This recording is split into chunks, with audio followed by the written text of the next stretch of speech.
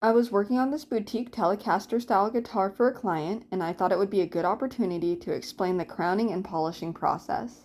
Once the frets have been leveled, it can leave them pretty flat. This is not ideal because it leaves a wide area for the string's takeoff point and changes the guitar's scale length.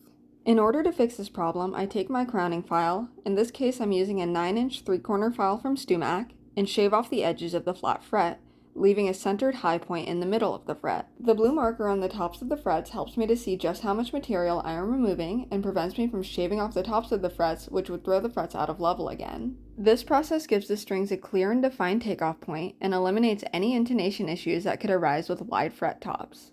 The fret ends on this guitar were also pretty sharp, which led to a very uncomfortable playing experience. I used my Stumac fret dressing file to take off the sharp corners and round off the edges a bit for a better feel. I make sure to be very careful when doing this, since adding too much pressure or letting the tool slip can lead to leaving unwanted marring of the fingerboard.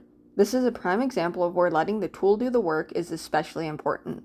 At this point, I want to ask that if you find this video interesting and want to see more content like this, then make sure to hit the subscribe button and also like this video and comment below what you'd like to see next. Now that all of the filing work is done, it's time to get to the fun part. I use my Fertilizer polishing kit to remove any evidence left behind by the files and bring the frets to a nice shine.